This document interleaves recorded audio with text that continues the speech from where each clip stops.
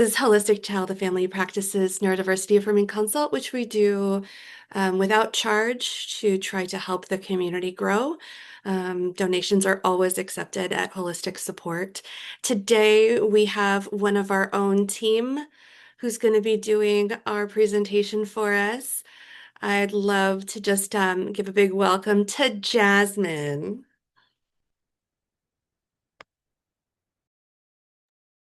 Hello, everybody. I want to say last year, a few months back, I gave a dyslexia presentation. Got a lot of really good questions that got me thinking about the mechanisms of some of the stuff that I was presenting on. And oh boy, did I have to learn how to understand them better. So what I'm going to do is give y'all a quick overview of, let's call it dyslexia presentation part one, just for those of you who weren't there. I'll go over a bit of what we talked about that time. And then I'll get into it. We're going hard into brain mechanisms, how they uphold the patterns, how they inform behaviors, all that stuff. If you're not into kooky hand drawings of brains, this is going to be real boring for you. So sorry. um, so let's start. Why do we as counselors, educators, etc., need to better understand dyslexia? Short answer is we are failing the dyslexic population. Um, we literally have no F code for dyslexia. You can't go get care for dyslexia and get it covered by insurance. We do not have best practices for assessing dyslexia. We don't have a consistent way to assess dyslexia reliably. Um, and most of us in the field don't really understand what the hell it is beyond, mixing up your letters. And I will share, I'm dyslexic. I'm very high spectrum dyslexic. I did not know that dyslexia and was anything more than mixing up your letters until the end of grad school. And that was a real big game changer for me. So, why don't we understand dyslexia? It is an extremely difficult experience to articulate, especially if you have a dyslexic brain. Um, okay, other reasons we don't have a ton of good research. Everything we have currently is very deficit based, very medical model deficit based, focus on what we don't do well and ignoring where we excel. Part of that is sort of the absence of, or the, I'm going to say, general absence of dyslexic people driving dyslexic research. I think another issue is probably the format of the research we do have is pretty inaccessible to a lot of dyslexic people. So a lot of us can't really interpret, give feedback, blah, blah, blah. So why are there so few of us involved in research? Well, a lot of us aren't available. Gonna, revisit. We went over this a bit last time, but incarceration rates of dyslexic people are through the roof. Uh, Estimates from 40 to 60% of incarcerated populations in the US are dyslexic people.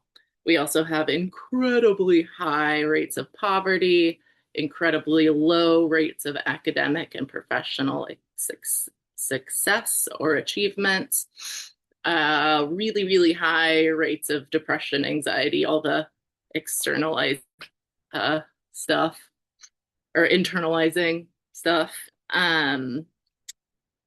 Also, people who can't read real well and fumble when they speak are just not real valued socially. That's it. That's we can expand on that all day. Would love to talk about it, but it seems to be kind of a reality. So dyslexic brains generally aren't socially valued except for in pretty specific fields that are really hard to access unless you're really rich and really supported. So fields where we are sought out are like high level business management and entrepreneur stuff. espionage, architecture, astrophysics. Actually, the Harvard School of Astrophysics recently opened a like internal dyslexia program because they figured out that so many astrophysicists are dyslexic people. And we'll get into why that is. Um, so, what is dyslexia? Well, here are some things we do know. One, it's kind of intrinsically uncategorizable. Um, we'll get into why that is as well. It is highly heritable. It occurs on a spectrum. Uh, you do not have to have any form of reading impairment to be dyslexic. You can be hyperlexic and be dyslexic. Um, so the things that we do know about it are significant difference in phonological processing. So speaking, understanding spoken word, as well as reading and writing.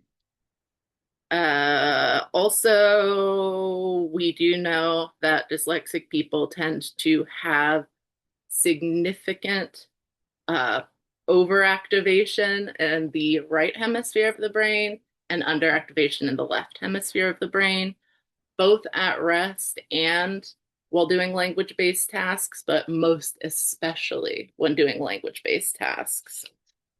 We know that dyslexic people tend to be big picture thinkers, whatever the hell that means. And we know that it takes a lot more energy for dyslexic people to do any sort of language processing stuff. So some key points that I want to like touch on from the last presentation, uh, that we're going to get into sort of the mechanisms of. I'm not actually going to make the connections for you. I'm going to list a few like features of dyslexia and then go real hard on the brain stuff and allow y'all to make some connections on your own. Then we can discuss at the end. And then we'll get into therapeutic considerations. So some stuff we went over last time, lateral thinking. We tend to take the alternate route. A lot of studies indicate that we tend towards statistically odd solutions to complex problems. We tend to be really good complex problem solvers, especially creative problem solvers. We know that we have really significant or tend to have really significant skill in visual spatial, like visualizing and understanding space. One theorized like cause of that is a lot of us are big time visual 3D processors. So not only are we seeing what we are talking about, most of it, well, I don't know, I think it's maybe 60% report. A lot of us say, I'm thinking about an apple. I can picture that apple. Not only can I see it, I can see it in 3 dimensions in my head. I can pick it up in my head. I can flip it over and look at the bottom in my head. That is also related to semantic versus episodic memory. Just a little refresh. Semantic is more facts and figures. It's like sort of the mental reference book. We have stored knowledge, things we've learned, facts that we can refer to, we can intentionally seek out and refer to. Whereas episodic memory washes over you. It is triggered, it is not retrieved. It is experiential, it is vivid, it is visual. It is often really intense, just on a sensory level, on an emotional level, whatever. It can be a lot to take in. And it can be pretty unexpected when it is triggered. So dyslexic people tend to have very strong episodic memory and pretty weak semantic memory. Other components of this that we went over last time, convergent versus divergent processing. So we think about solving a problem. Over here's the problem. We all do this. We all go through this process. First, we go through the divergent part where we go wide, reference existing knowledge, integrate it with the new knowledge we're taking in, explore possibilities. Then the divergent part is where we boop, come back down. We kind of curate and edit down to what is factual, what is the right answer, to like what is the right solution to this problem. So dyslexic people do the convergent or the divergent part really, really rapidly compared to non-dyslexic people. And we use a hell of a lot of energy to do that, in part because we are looking at things. We are rendering in our minds. We aren't necessarily comparing new information to facts. We may be comparing it to experiences. In fact, if you have worked with dyslexic people or you are dyslexic, you may have noticed this kind of quality within a lot of us. We don't necessarily remember the fact, we remember the experience of learning the fact. Um, so it may be like you may be asked a simple question, and instead of saying, the answer is three, the answer is yellow, we may talk about the time our grandfather and I were looking at the sunset together and we saw this yellow, there may be just like a story behind it, what the experience of learning that fact was. Another component of all of this is disorientation. So that microsecond when you look at a two-dimensional drawing of a 3D object and you think for half a sec that it is, should I be admitting people? Okay. And you think for a sec that it is a 3D object, even though you kind of rationally know that it is a two-dimensional representation of an object, that little sec is disorientation. Disorientation is a normal part of dyslexic information processing. So when we encounter new information, we go into disorientation. So that can look like, I think of it as my doe-eyed bimbo quality. I get kind of like, when I'm out in the ether in my disorientation. And then we come out of it. So that is part of why we tend to have like kind of unique perspectives or strategies or ways to solve problems. Additionally, that process takes a hell of a lot of energy. And we'll get into why all of this is. We don't have as much structural support on the left side of the brain, the stuff that we need to basically communicate our understanding to non-dyslexic people. So reading, writing, performing competence, whatever that may look like. That actually also requires a lot more energy of us because we don't have the same structural support over on the left side. So when we are exhausted from moving into and out of disorientation, it's even harder. Okay, so I think that's a pretty good summary of last presentation. And would you get my slides going? Thank you. So when I say big picture thinking, I'll show you. This first slide is my bedroom wall right now. This is what I needed to do to understand what the hell I was talking about. I needed to create an experience for myself in order to learn the information. For me, that involves some level of physicality, experiential stuff, drawing on my walls, writing on my walls, handwriting versus typing. All of those things help me personally cement new learning. So we're gonna dig into this a little bit. And could we go to next slide? So we're looking at the functions of left versus right hemispheres of the brain, kind of section by section, and we'll go in more detailed on these same images shortly. But while they're side by side. Take a look, see what kind of themes you notice, some themes that I notice. A hell of a lot of visuospatial stuff happens on the right side of the brain where we have the overactivation occurring. So, I don't know, take notes, whatever, ask me questions. Would love to hear more perspectives on this. But so, note any other themes y'all might see. And then can we go to next slide, Em? Thank you. So if we're looking at prefrontal cortex, this was new learning for me. Right hemisphere of the prefrontal cortex is dominant in processing negative emotions. So negative emotional valence, while left hemisphere is dominant in positive emotion processing. While there are a ton of social factors that contribute to the, super high rates of depression in the dyslexic population, seems like there may also be some like physiological components as well. Um, um, and then, okay, what else is in there that's interesting?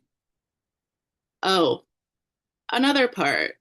So, as you can imagine with everything I've said so far, things take us time, a lot of time. And yeah, we can come up with really cool solutions, really cool creative stuff, really great art, really all the cool shit. And it is not going to occur on a non-dyslexic timeline. That's it. And it's not necessarily going to come out polished and pristine. We very much live in the in between. We are process people. We are peripheral people. In fact, this is sort of an aside. Actually, I'll wait until we get to the visuospatial part.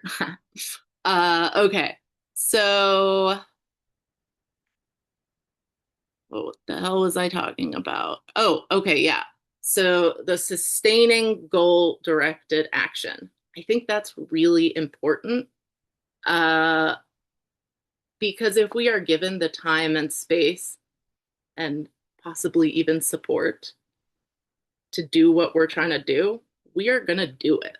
We are dedicated. We are locked in. And sometimes non dyslexic people just got to let dyslexic people cook because we may not be able to articulate what it is we are doing. And sometimes you got to have a little grace and patience and be like, that person is in dissociation. That person is whatever. They are not able to share. They are not able to demonstrate competence right now. But I bet I'm going to get a weird email in 3 months that shows extraordinary understanding. Like maybe, maybe not. But give us some grace, give us some space, because we do tend to follow through. And then let's move down to premotor cortex. So, again, more global spatial, bimanual coordination, visual motor stuff, where on the right, over on the left, we have sequencing, timing, planning.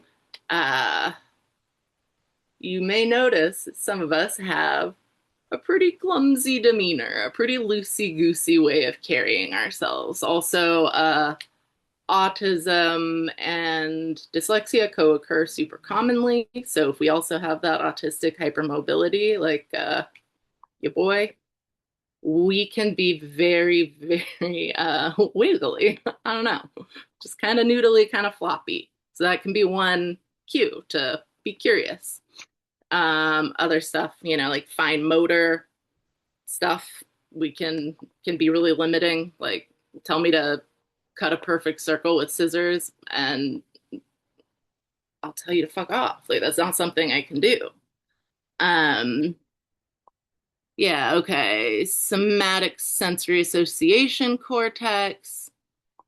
So tactile spatial attention. So kind of understanding this broader space that we're in over on the right hemisphere.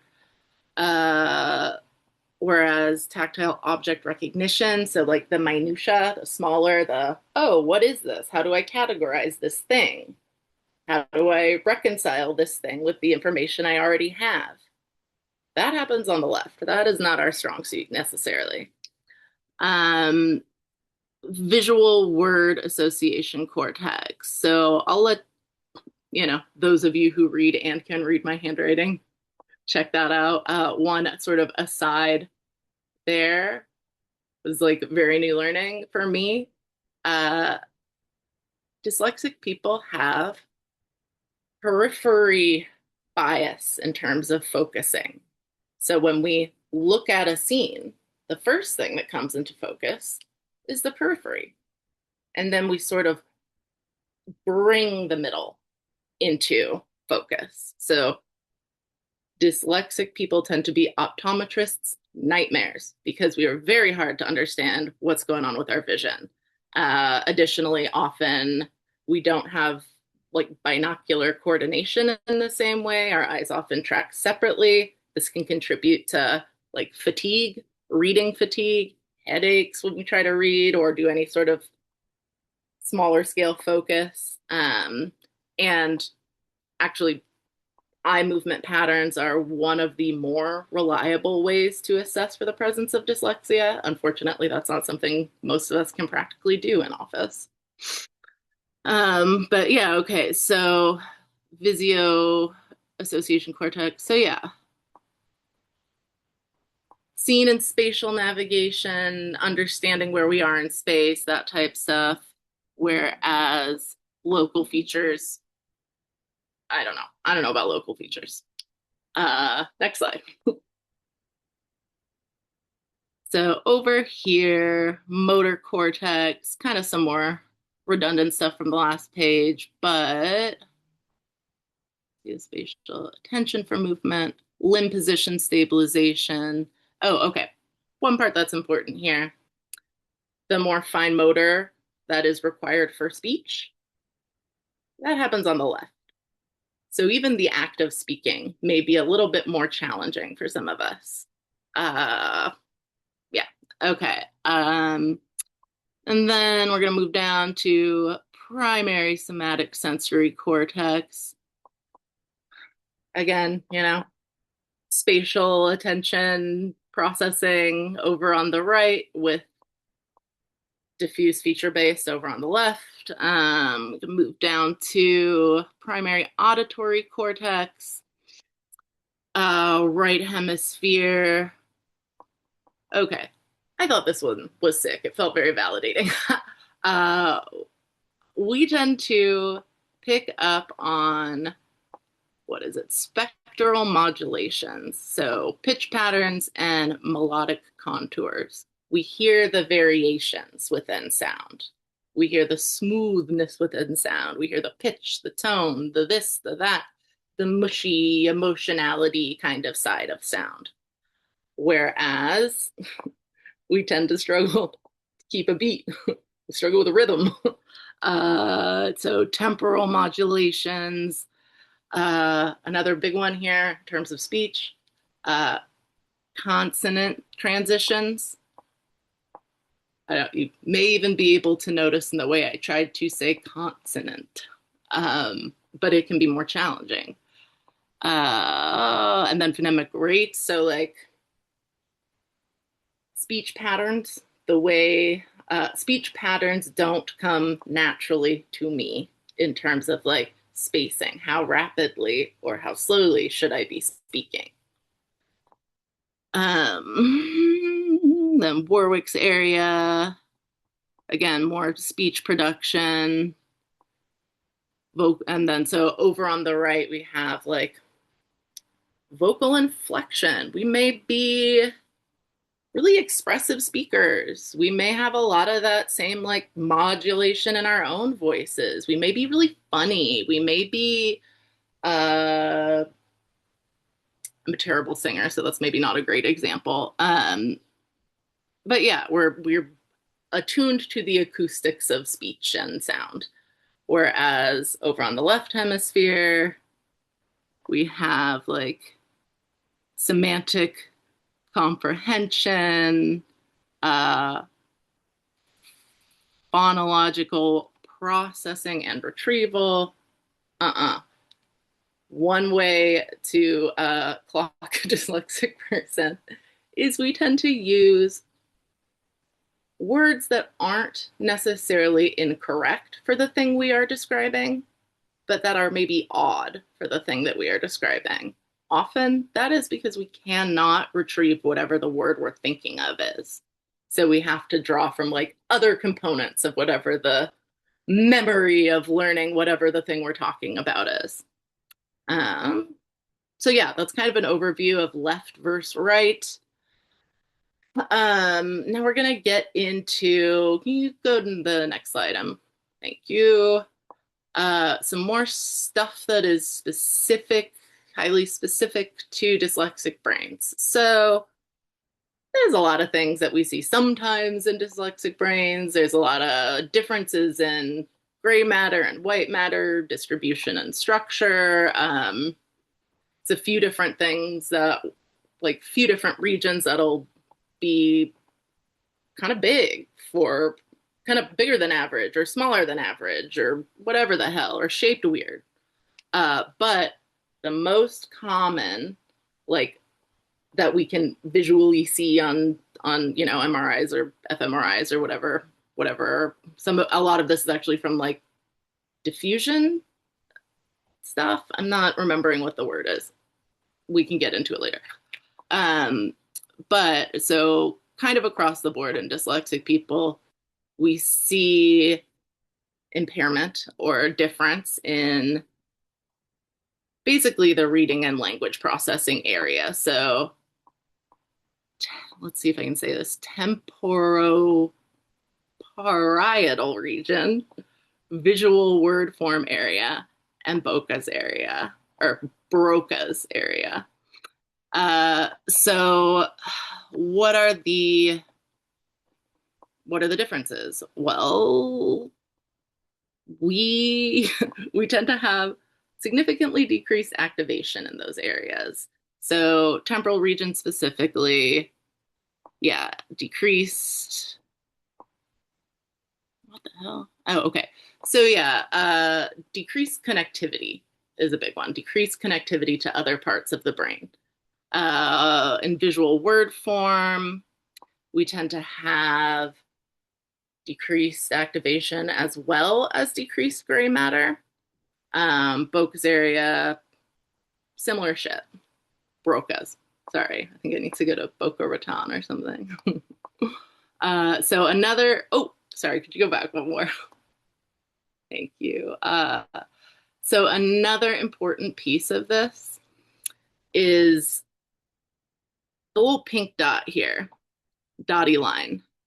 In a non-dyslexic person, when we are doing any sort of language processing or decoding task, it's all kind of functioning right here, like left hemisphere bouncing between these three little areas that are pretty close together, relatively close together. Whereas when we watch a dyslexic brain do the same language task, those points of connectivity are all over the place. So we are not just, which side's left? This side.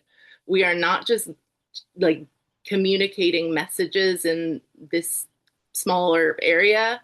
We are not just like sustaining neural substrate activation patterns in this area. We are sustaining neural substrate activations that span the entire brain. So we actually tend to have more happening over here on the right hemisphere when we're doing language-based tasks than on the left.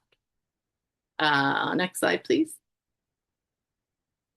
Thank you. So I've been talking about energy use a little bit. Let's look at that. What is energy use? And how do we like assess that? So complexity of neural substrate activation is a factor. How complex is the pattern that's arising? How much is involved in it? All that. And then how far are the messages having to travel? So are the activation patterns spanning multiple regions of the brain? Are they spanning hemispheres of the brain. That takes energy. And then amplitude of brain waves. So dyslexic people tend to have more complex neural activation patterns at rest, but most especially at language-based or decoding tasks. Uh, those messages have to travel further, span more regions of the brain. And I'd be lying if I said I fully understood what amplitude of brain waves looks like. Um, but we do know that dyslexic people tend to utilize a greater amplitude. Like, why? The lines are longer. Greater amplitude. So all of that contributes to greater energy use. We assess that also through metabolic rate. Dyslexic people are often utilizing a way, way higher like metabolic rate to sustain whatever processing we're doing. Um, there's something else I wanted to say about that, but it'll come back to me if it's meant to. Let's go to the next slide. Okay, so interhemispheric and intrahemispheric communication. Interhemispheric is back and forth between left and right hemisphere. Intra is communication within each hemisphere. So we tend to have increased interhemispheric communication going on, which is important because this is relatively new learning. For a long time, dyslexia was thought of as a connectivity issue between hemispheres. Uh, what is happening in actuality is we have a lot more communication going back and forth, but the same amount of like pathways. And so we kind of get like traffic jams almost. This is like a neurological similarity with 2E people. When there's more information going back and forth with the same amount of pathways, we get traffic jams. We can freeze up. We can totally lose track of what's going on. Okay, and then intrahemispheric.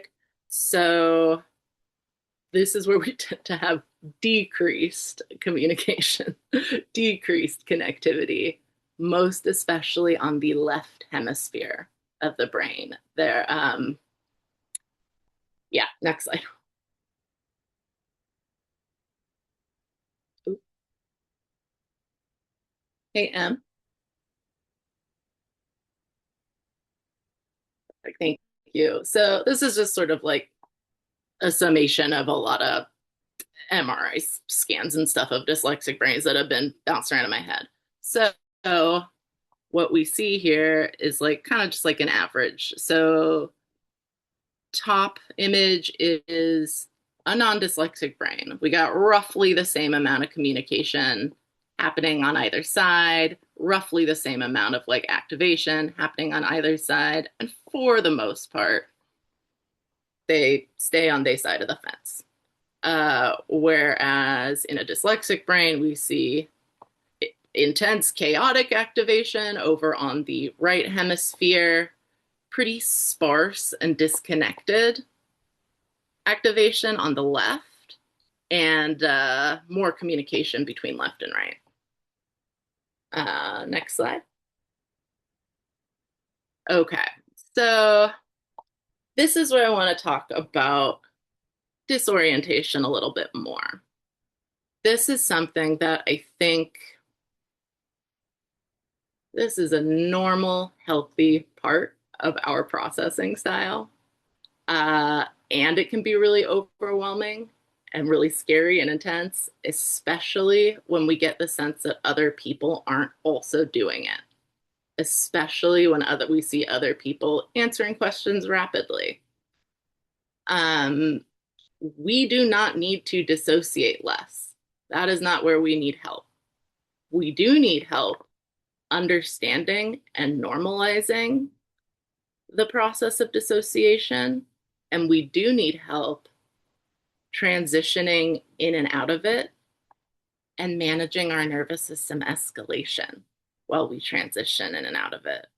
We do not need this to be pathologized.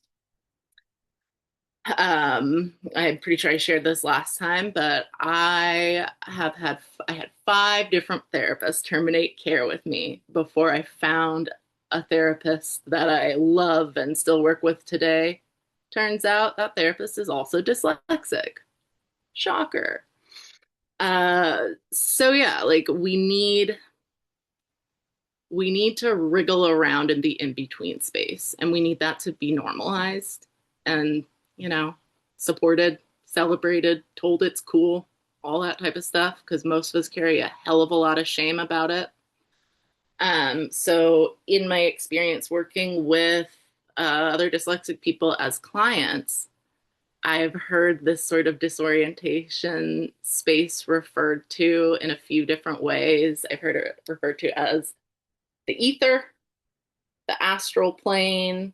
Um, was a good one. I heard Mario Kart Rainbow Road, but none of the roads are roads. Not entirely sure, but it felt very, very real.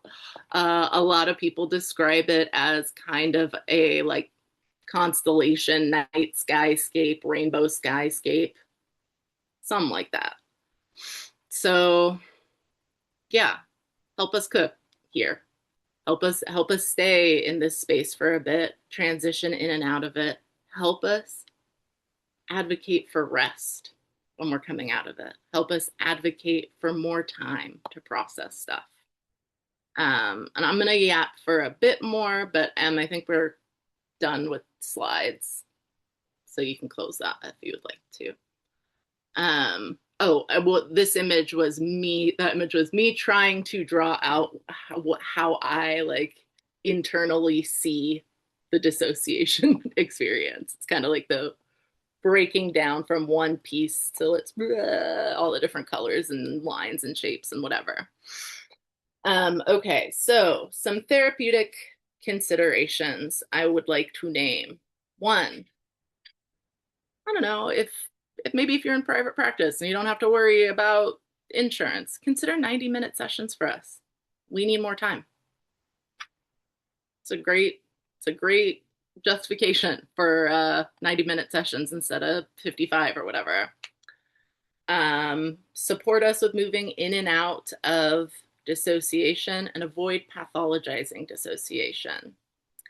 Um, Looseness of association. So if we're doing a mental status exam, be real thoughtful before you pathologize the looseness of association. Just because it doesn't click, the association doesn't click for you immediately, doesn't mean it is not, it doesn't mean it's like an indicator of anything. It often is just how our brains work. Um, Other factors to consider: shame, shame, shame. Look out for shame. So many of us carry so much shame. If you think about the experience of, having to read aloud in class and being laughed at by everybody, or working really, really hard and using all your energy to do the thing that you're supposed to do in school and then turning it in and having the teacher say, "What the hell is this?" I've talked to kids about this in terms of like, so if we're in a class, if we're a kid in a classroom, we have a certain amount of time that is expected to move from problem to solution. So move through disorientation and back down. Disorientation. No, no, no, no, no. Divergence and then convergence. So we're doing this rapidly. Maybe we get exhausted at peak divergence, and we simply do not have the energy or nearly enough time to bring this big space we're considering to like translate it for a non-dyslexic person. So it may be like other kids in the class are handing in, 3 simple answers to the 3 questions while you are like trying to psychically hand the teacher a crystalline orb Like if this is where I think other parts of identity play a really big role. If you are someone that is likely to be perceived by the people around you as trying your best, maybe you're quirky, maybe you're unique, maybe there's brilliance there, like if that is the flavor of the person's perception of you, the teacher's perception of you, the therapist's perception of you, the whoever's perception of you, cool. Maybe that's fine. But more often than not, that can be perceived as defiant, distracting, causing problems, being difficult. You get punished. And then, we can spin back out into the incarceration stuff. Other clinical considerations. Don't hand us a big old stack of papers to read through and sign as soon as we walk in the door. Just don't do that. You can email us ahead of time and maybe offer, would it be helpful for us to go over this together? I'd be happy to read anything you're curious aloud and like sign it together. But I know personally, when I get that stack of paper, that shame and shutdown response wants to come up real bad because I'm already prepared to fail. Other things to look out for. We are really, really good at faking understanding. So, for example, I had a client who was being evaluated, and the evaluator happened, it sounds like a really attuned evaluator, happened to notice that she was shuffling her papers around and writing squiggles to kind of emulate the behavior of the other students and look like she was understanding. We develop a lot of those skills often unconsciously, really, really early on. Sometimes someone will say, give me some information verbally, and then say, does that make sense? Do you get it? And what I want to say is, I get it as much as I can right now. I need to go take this space into the ether and roll around in it for a little while and come back to you with way more questions in like a week. Instead, what I tend to say is, yeah, I think so. Because, oh boy, think about being a kid in school. That first answer is not going to be received real well. So keep an eye on us for understanding and normalize not understanding the first time. Normalize understanding looking different, because the fact that we don't understand it in the same way, or we can't articulate or demonstrate our understanding in the same way, doesn't mean that we don't have a really broad, nuanced, unique understanding of what you're saying. And it certainly doesn't mean we're not trying.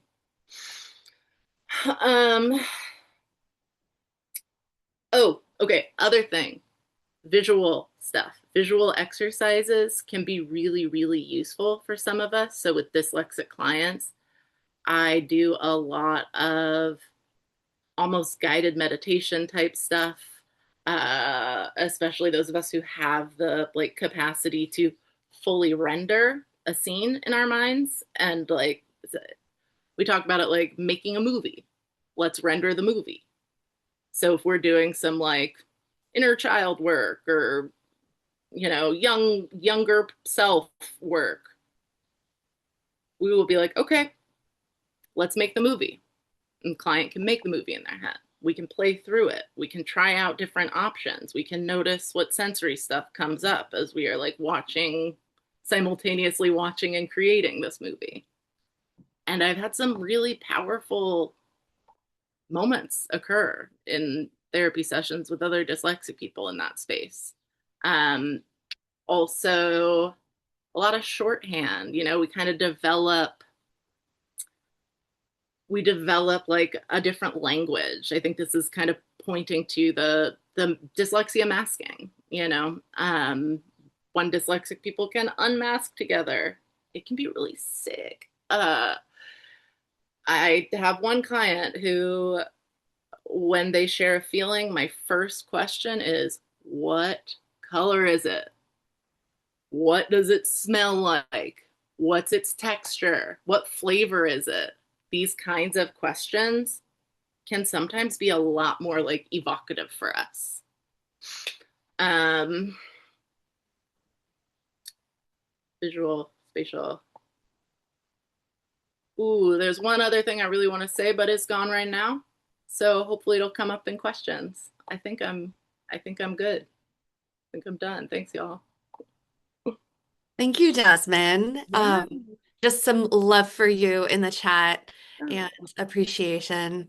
Um, so just a reminder, we're going to have some questions that will be recorded for YouTube, and then other ones we can turn off the recording and we can just talk amongst ourselves. Um, I have a couple curiosities. Um, I guess the first one is you did a great job, I think, of talking about how to support our clients. And one of the things that I'm always curious about as a neurodivergent person who works with neurodivergent and disabled people, like, how can I support my colleagues? love that question, colleague. Well, some things that I'm trying to make this not a gushing on Marie sesh. I'm like, some things that I have found supportive in the workplace is assumption of best intent and a shitload of patience.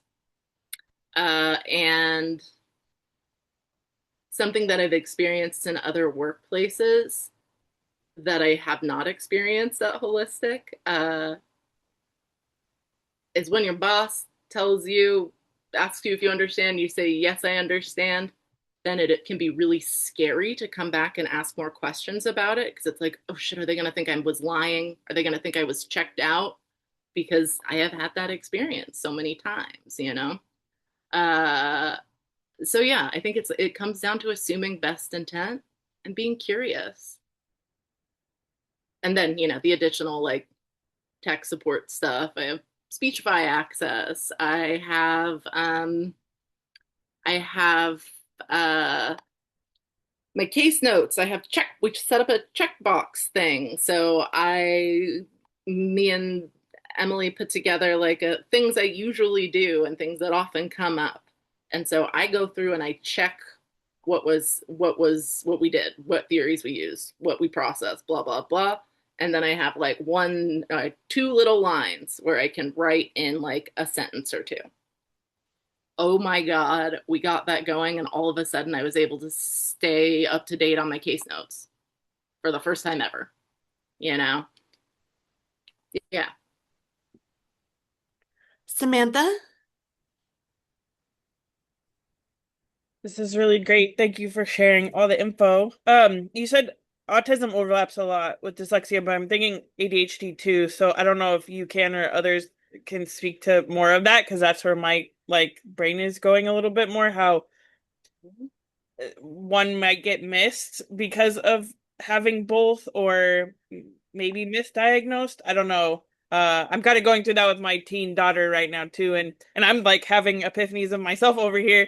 Her pediatrician was like, maybe you have undiagnosed learning disability because I was diagnosed ADHD. So I was like, oh, maybe, like I'm just realizing all these things. So yeah, so that's kind of where I'm thinking. I don't know if you have any thoughts or comments about that. Oh, I so do. Thank you so much for asking that. So I think here I'm making whimsical predictions for the future. So currently, dyslexia, dyspraxia, dysgraphia, all the shit are considered different diagnoses based on the like neurological activation similarities of each and how minor the separate manifestations are compared to that. I think they're all the same thing with slightly different flavors of manifestation. So I suspect kind of like we used to have autism or Asperger's or what, like I think it's going to become less siloed because I think they're all kind of the same thing. Uh, in terms of autism, the framework we have now is you have autism and dyslexia. Uh, Kind of like we used to say you have autism and you have ADHD. We now know ADHD is actually a better representation because it kind of becomes its own thing when it mushes all together. I think that's the direction that we need to go, hopefully, will go, because I think when you mush autism and dyslexia together, a lot of really interesting stuff happens that isn't really categorizable by either one. Um, in term, and I think similar with ADHD. So I am autistic, ADHD, and dyslexic. So I feel you. It's really hard to figure out. And to my knowledge, the framework just does not exist to like accurately diagnose, assess, blah, blah, blah. So like, I guess I know it isn't real helpful when you're trying to figure this shit out, but my takeaway is just like, trust yourself, pay attention, self exploration, don't gaslight yourself, believe yourself. Just because you know, medical model, whatever the hell, hasn't caught up with us yet, doesn't mean it isn't real. It could make sense, right? Why people are so missed, though, right? Because Oh, yeah. like a little bit of this, a little that's what I'm having to do with my daughter, like literally piece things together because it is this like blend, right? I'm pretty sure she's both, like from my own experience and knowledge. So yeah. Yeah. But everybody's Oh, like, oh, she's like passing, right? That she's learned to do a lot of that fake understanding and what you're talking, right? Like, and I bring up masking, they're like, I don't know, it's so fresh. yeah. Yeah. Yeah. So the like average dyslexic person, whatever that means, is using a way higher metabolic rate and about 5 times as much like surface area of the brain to do the same basic language processing tasks as a non-dyslexic person. So yeah, we can do it, and it hurts like dead ass. It is not reasonable to expect us to consistently do that. Another one, really common co-occurrence, 2E and dyslexia. And oh boy, do those mask each other because they do have some similarities in terms of like neurological, how they show up. Uh, yeah, yeah, they can all mask each other basically. And the reason for that is our assumptions and narrow models for diagnosing and assessing. We have a question from Megan in the chat. This was amazing. I do a lot of energy conservation, pacing systems with clients. Any advice for dyslexic folks from your perspective? Also, any suggestions for checking for understanding in a more supportive way than the rote? Does that make sense? Type questions. Mhm. Yes. Okay. I'm going to answer the second part, and then Marie, I'm going to ask you to read the first part of the question I was again. anticipating that. So ways for checking understanding. First, anytime something can be made visual, see if that feels better. Anytime that, yeah, that it can be a drawing or I have air dry clay on my desk when I'm really struggling with a concept and I can't wrap my head around it. I have to make it before I can understand it. Have stuff like that. Also, definitely don't go in on the like, are you sure you understand? Are you sure you understand? Can I answer this question? Do you understand this part? Because it is the verbal processing that is taking up too much energy for us to like actually integrate information. Uh, so bring it back up in a week. Bring it back up in 2 weeks. Normalize revisiting the same shit. Oh yeah, and what was the first part of the question? So the first part is I do a lot of energy conservation and pacing systems with clients. Any advice for dyslexic folks from your perspective? Oh Lord. So this is where I am on a real self-discovery journey. I can tell you a little bit about my process, and I can't tell you I have great skills here yet. Okay, so one thing I do with clients is we do like ether time. We'll have like homework. Like, okay, your homework, find 5 minutes to allow yourself to stay in dissociation. Allow your eyes to wander and track separately like they tend to do. Like, enjoy the process and experience of just sort of wriggling around in the nuance, separate from the stress of, oh shit, how am I going to put this information into words? That is something that I have personally found to feel really like restorative, energy giving, like affirming. Um, Beyond that, I don't know. Just think about the fact that there's a good chance it's taking their brain about 5 times more energy to do the same basic language tasks. Maybe figure something out from there. I really don't know, but if anybody figures anything out, please let me know immediately because oh boy, am I tired. Yeah, you talking about that made me think about sort of the example that you gave earlier around notes. And I think that the concept, this is like really us separating what's the need versus the service to meet that need. I think that you figuring out exactly what would feel affirming to you took probably 2 to 3 months of processing and discussion. All of these things and us helping people find how they function best is really an exploration of them.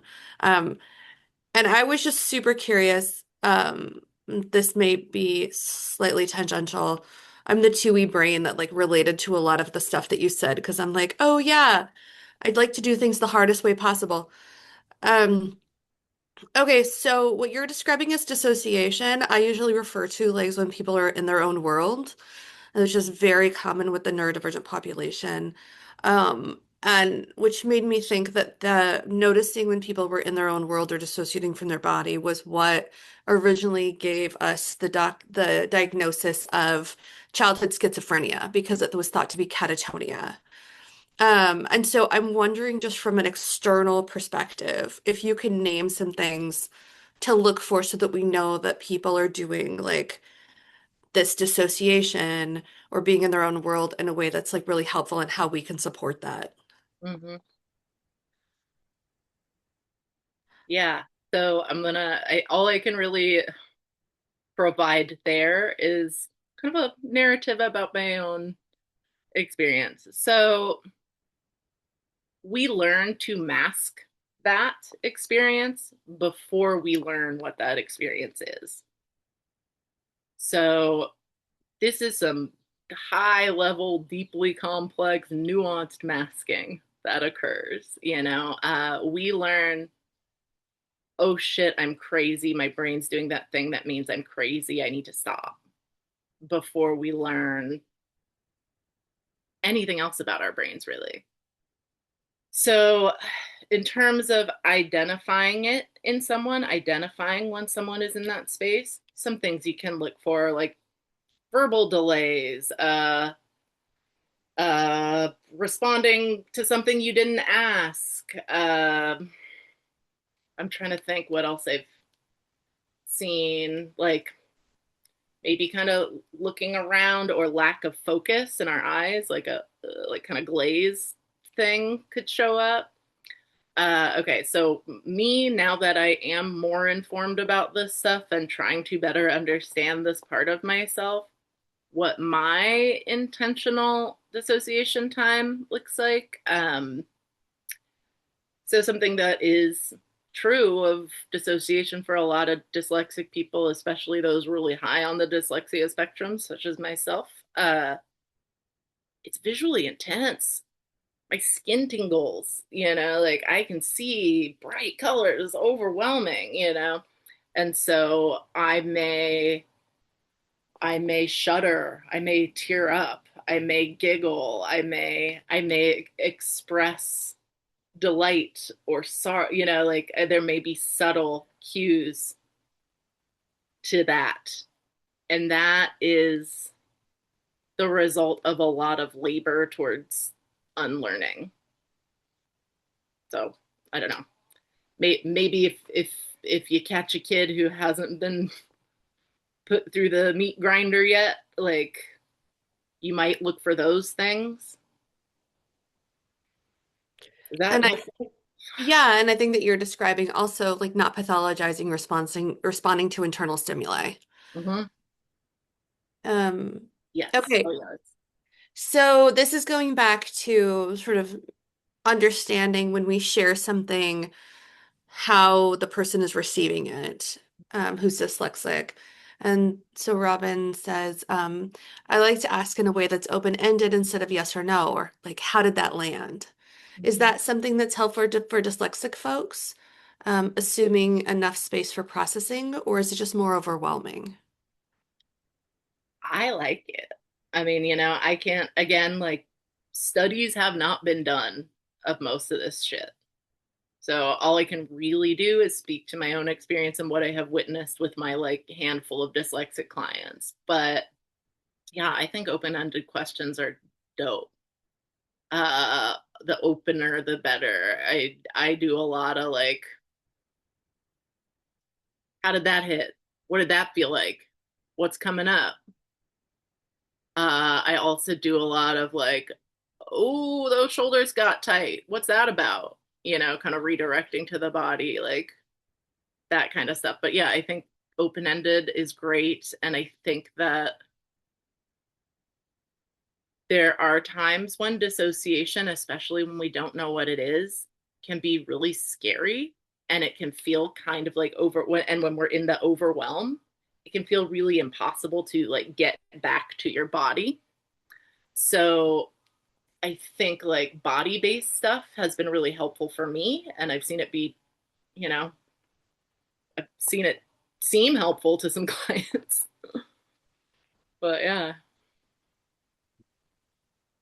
I think that is similar to like what I say over and over and over and over is if you want somebody to be in your world, you first have to understand their world so you can build a bridge to yours. Yeah. Like, how am I even gonna like know how you can integrate into my space if I don't understand the way that your brain is functioning? Yeah. Well, and especially if we don't know, it's okay to share the way that our brain is functioning, you Yeah. know? Otherwise, it's just forced compliance. Exactly. Yeah. Oh, that's a big one. Keep an eye out for forced compliance. Keep an eye out for us trying to give you what you want. I have one last question that I don't know if there's even research about, and then I think we should turn off the recording so we can have a more private conversation. Um, I was just really struck by the diagram that you had of um, more connections between the two hemispheres. And I was curious if there tends to be higher rates of epilepsy in dyslexic folks, and if there is real risks to their ability for understanding themselves if they sever some of those connections as treatment for epilepsy. Oh, I'm gonna tell you right now, I do not know shit about any connection between dyslexia and epilepsy, but that's super interesting, and I definitely want to dig into it. But the severing connections, this is something I want to name. There are something that came out last time as well. There are treatments for dyslexia that are about rewiring the brain, and it's like specific reading kinds of training. I'm not even totally sure what all it entails, but these are considered evidence-based practices because when you put a dyslexic person through them, we see a more balance and activation pattern. So we see like a decrease in activation in right hemisphere and an increase of activation in left hemisphere. I love my dyslexia. I love making and watching Technicolor movies in my head. I don't want that. And I think that if people do want that, they need to be able to understand what it means to undergo that kind of treatment, uh, and be able to consent to it.